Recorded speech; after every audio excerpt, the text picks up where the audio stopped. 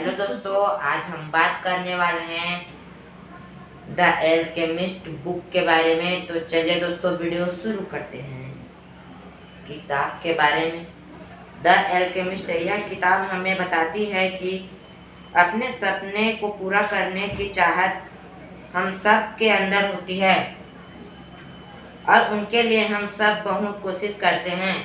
इस किताब ने बहुत से लोगों की जिंदगी को परिवर्तित किया है। अक्सर हम सबको जीवन में लक्ष्य प्रतीत नहीं होता। कभी लक्ष्य होता है लेकिन उन्हें पाने के हौसला नहीं होता। आखिर ये कौन सी उलझने की होती है जो हमें नए तरीके से जीने का नजरिया दोनों ही मिलता है। जीवन में आने वाली कठिनाइयों से कैसे मुकाबला किया जा सकता है। ये किताब हम सबके अंदर एक नई उम्मीद जगाएगी और प्रेरणा स्रोत की तरह काम करेगी। सपने सच होने की संभावनाओं से जीवन मनोरंजक हो जाता है। कुछ दिन और रेगिस्तान में सफर करके वे दोनों एक सन्यासी के पास पहुंचते हैं। सन्यासी के घर में तांबा को सोने में परिवर्तित करने 4 सिक्कों तैयार करता है। उनमें से एक सिक्का और पास रखता है और एक सेंटियागो को तथा 2 सिक्का सन्यासियों को देता है, जिसमें एक सिक्का सन्यासी के लिए और दूसरे सेंटियागो को देने के लिए। जब वह पिरामिड से वहां से वापस चले जाता है और सेंटियागो पिरामिड की तरफ आगे बढ़ जाता है और वहां पहुंचकर सेंटियागो खुदाई शुरू कर देता है।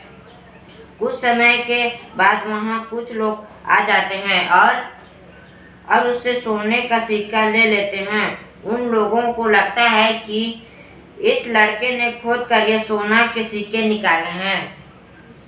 वे लोग सेंटियागो को मारते हैं और अधिक खुदाई करने के लिए बोलते हैं। सेंटियागो थक कर वह अपने ख्वाबों के बारे में बता देता है। उसमें से एक व्यक्ति हंसने लगता है और कहता है, ऐसा एक ख्वाब मुझे भी आया था, जिसमें मैंने देखा कि स्पेन में एक टूटे चर्च में साइकामोर पेड़ है, जहां चरवाहे अपने भेड़ों के साथ सोया करता था, जिसके नीचे खजाना छुपा है। लेकिन मैं इतना बेवकूफ नहीं कि मैं वहां जाकर खुदाई करूं। और फिर अपने साथियों से कहता है, इसे छोड़ दो, ये तो पागल लगता है। वे लोग वहां से चले जाते हैं। सेंटियागो उन लोगों के जाने के बाद से हंसने लगता है, क्योंकि उसे अब समझ में आ जाता है कि खजाना को स्पेन के उसी चर्च में है जहां वह सोया था। वह अपने देश वापस आ जाता है। चर्च पहुंचता है जहां साइकामोर पेड़ है।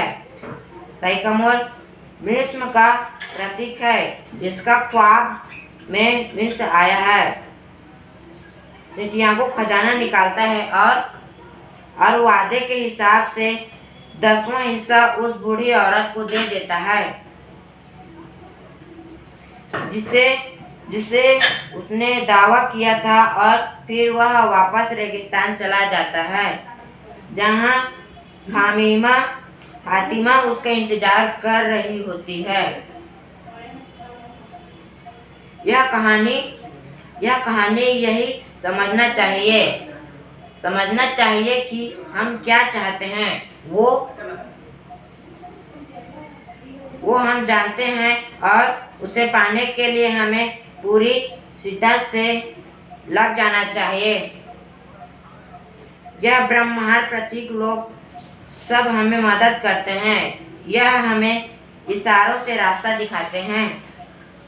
रहस्य इसी वर्तमान में है।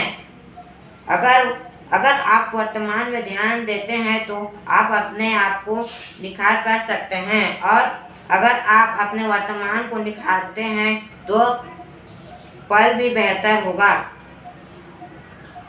अपने दिल को समझाइए कि तकलीफ का डर तकलीफ से भी ज़्यादा डरावना होता है, और कोई भी हृदय और सपनों की तलाश करने में भी पीड़ित नहीं हुआ है।